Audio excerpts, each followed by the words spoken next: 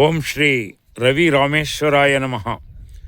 ನಾವು 21ನೇ ತಾರೀಕು ಡಿಸೆಂಬರ್ ಗವಿಸಿದ್ದೇಶ್ವರ ಹಾಗೂ ರವಿ ಸಿದ್ದೇಶ್ವರ ಬೆಟ್ಟದ ಮೇಲೆ ಭೇಟಿ ಕೊಟ್ಟಿದ್ದೆವು.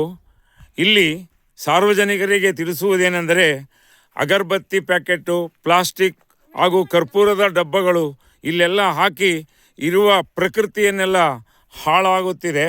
ಈಗಲೇ ಅವುಗಳಿಗೆಲ್ಲ ಒಂದು ಡಸ್ಟ್ಬಿನ್ ಅಂದರೆ ಕಸದ ಬುಟ್ಟಿಗಳನ್ನು ಇಟ್ಟು ನಿರ್ದಿಷ್ಟವಾದ ಜಾಗದಲ್ಲಿ ತ್ಯಾಜ್ಯ ವಸ್ತುಗಳನ್ನೆಲ್ಲ ಹಾಕಿ ಈ ದೇವಾಲಯದ ಪರಿಸರವನ್ನು ಕಾಪಾಡಬೇಕು.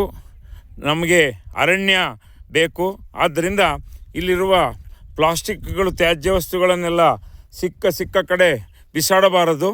ಇಲ್ಲಿ ಸಾಮಾಜಿಕ ಕೆಲಸ, ಸೋಷಿಯಲ್ ವರ್ಕ್ ಮಾಡಲಿಕ್ಕೆ ಬೆಂಗಳೂರಿಂದ, ನಾಗರಬಾವಿಯಿಂದ ಬಂದಿರುವವರು ನೋಡಿ, ಇಲ್ಲೆಲ್ಲ ಪ್ಲಾಸ್ಟಿಕ್ಕನ್ನೆಲ್ಲ ಶುಚಿಗೊಳಿಸ್ತಾ ಇರುವುದನ್ನು ನೋಡ್ತಾ ಇದ್ದೀರಾ.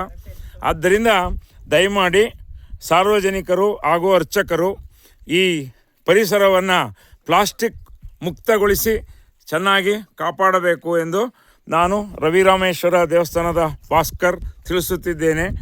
ಸರ್ವ ಜೀವಿನೋ ಸುಖಿನೋ ಭವಂತು, ಸಮಸ್ತ ಸನ್ಮಂಗಳಾನಿ ಭವಂತು.